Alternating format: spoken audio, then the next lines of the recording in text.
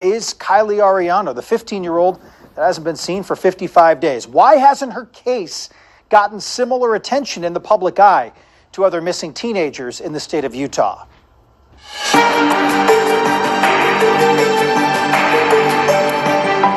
Stephanie Coleman has gone nearly 2 months without her daughter. It has been 54, perhaps 55 days since 15-year-old Kylie Arellano was last seen walking towards Logan Canyon with a suitcase in tow. This is out of Garden City in Rich County. Her mother told me over 2 months ago that her 15-year-old daughter shut off her phone about 300 feet from her home. It has not been on since. Well, today I spoke with Kylie mothers again. She hasn't given up hope and is doing everything she can to try to bring her daughter home.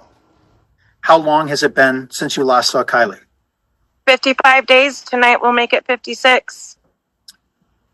How do you put one foot in front of the other each day, just with limited information, answers, and no resolution at this point?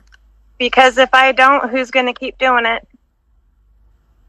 I do everything I can to spread awareness and her flyers, and we've had a lot of people following and helping and spreading a lot of words. We've finally got t-shirts, so that helps a lot. And we got window clings, and I have my 12-year-old still at home, and so I'm trying to keep everything as normal and stable as possible. So, have you heard anything new, any potential sightings of anything at this point? Nope, nothing. The last one was the Salt Lake sighting, but the footage that we received, it wasn't Kylie. I try not to let my mind go in different places. I try to remain positive. My number one saying that everyone can confirm is we will find her. We won't stop until we do. Garden City's obviously a small town. I mean, is everybody aware of this situation by now? Is this something that everybody comes up in conversation? Is. Yep, everybody talks about it. Going into the grocery stores, everyone, like, they want to say something, and some people do. Some people, they just say sorry. So it's kind of sad how the community's coming together for something like this, but it really, really restores my faith in humanity, because so many people who didn't even know me but if knew Kylie, or people who know me and not even know Kylie, they're just doing everything they possibly can to help support me and my youngest. There's not as much that we've been able to locate about technology tracking, things in that nature that show a little bit into an investigation from, I guess, a public side without giving away the integrity of the investigation.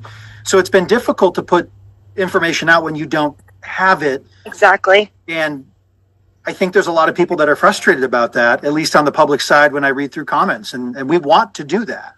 We do. We want to get that information out there. It'll help a lot, because knowing where, pointing us in a direction of where to start. We finally got her in the NECMEC, and they're going to be investigating it as internet sex crimes and child trafficking, with the evidence that I have had this whole time, and Rich County still not taking the initiative, I think would be the right word, and asking for more help. It's really put a huge roadblock on it. So now that we have a few teams, I even have Beacon helping me, but unfortunately there's just so much they can do without warrants. Kylie was mailed a debit card in December from a boy in Pocatello. I called and had a well child check done on that family, and the dad was caught lying to Pocatello Police Department about the whereabouts of his son and for the extended amount of time that he supposedly was gone. But until Rich County will help me file the reports on this, there's not much I can do. And that is proving the boy called Kylie days before she ran away. If he was where the parents claimed, which they said he was in a mental institution, why did someone who owned, from the phone number that owned by the mother, call Kylie just days before she disappeared? when this boy was blackmailing Kylie, recording her, messaging her friends, saying if she didn't respond to him or communicate with him, he was going to leak her videos. And that's where there is proof that it's been going back and forth between Idaho and Utah.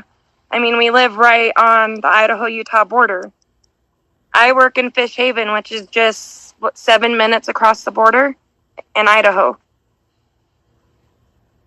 I don't understand. There's no footage of Kylie at all leaving Garden City. There's none whatsoever of her on the 30th of May where people thought that they had seen her walking. Not one company picked her up on camera. It was all Thursday in the evening time, and I believe the last time she was seen on camera was 4:30, and then 9:52 p.m.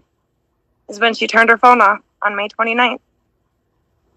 So is Pocatello, Idaho, and that location still a focus for you and where you need to see the investigation go? Yep. If not, if they don't have anything to do with Kylie disappearing, which my gut instinct and my mom heart tells me she is with that boy.